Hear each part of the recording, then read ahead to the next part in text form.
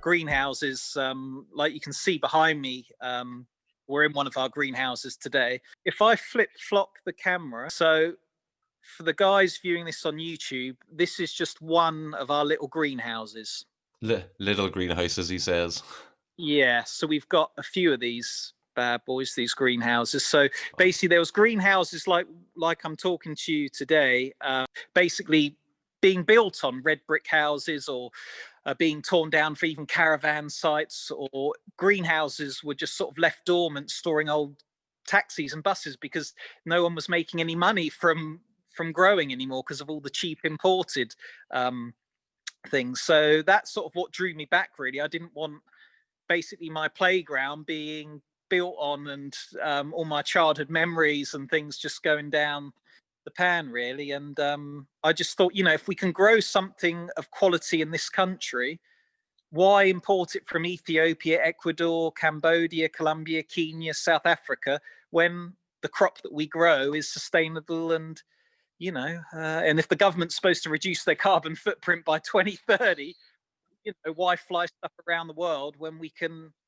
grow it here? So I did marine biology, but then sort of the pull of wanting to carry this on, it was too much to ignore, really. So a lot of people told me it was sort of silly, because obviously I was living around the world, and I was sort of didn't have to worry about things like money and things like that, so it went from sort of being in big corporations to running my own business overnight, so it's quite a lot to do.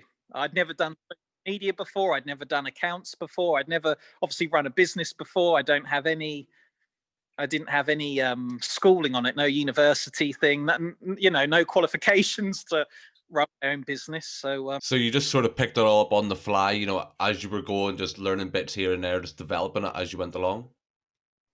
Yeah, I mean, obviously I was born on the nursery, so I've got like my grandparents and my dad and uncles and aunties sort of growing ability. But obviously as a business, we had supplied the supermarkets and the wholesalers for generations. But the wholesalers and the supermarkets slowly but surely go for the cheap foreign stuff, sell it high so they make bigger margins. So the British growers aren't really involved in it anymore. So it was really up to me to find new customers and to keep the business sort of going on the financial side. So that's when things like supplying direct to the public, supplying farm shops, supplying cafes and restaurants, supplying direct to florists, and looking at other avenues, really. So there was sort of been a big shift in how we sell the flowers, really, in the whole of the UK. And it's not a money-making exercise, I'm afraid. If you want to be wealthy and rich, this isn't the thing to get into. But it keeps me happy. I'm passionate about it. And you're right, we've got to ensure that our flowers are as good, if not better, obviously better than the foreign flowers. Otherwise, florists and the public will just go back to the cheap imports. Or if they want to spend a bit more money and they get my flowers and they think, oh yes, they do last longer, they are better quality, they do produce a bigger flower head, they are producing more vibrant color, and I am saving my carbon footprint. And then those florists can pass that on to their customers. So the florists get more customers, because instead of the public going into the supermarket, they'll support their local florist or veggie shop or farm shop, because they know, oh, grown in Sussex, and oh, Benny's on Instagram, oh, we can see how they're made, how they're grown. And it's a bit like me. I go to my local butcher because I want to know what is sustainable, where it's been grown, how it's been farmed. I go to my local fishmonger as well down here in Littlehampton on the shore, and I want to know how it was line caught. It's all in season. And it's a bit of that traceability. So it's just like food, but with flowers. And flowers, it's a £2.2 billion industry within the UK.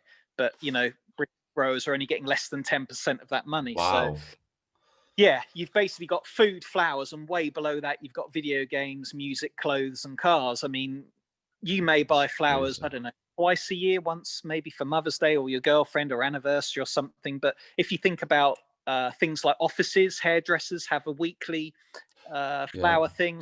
subscription. A lot of people in their homes now have flower subscriptions. Yeah. So people spend a lot of money on flowers, even if that's just going into the supermarket once a week or something. So it is a lot of money floats around within the flower industry. It's just not all coming the British farmer's way. Yeah, exactly.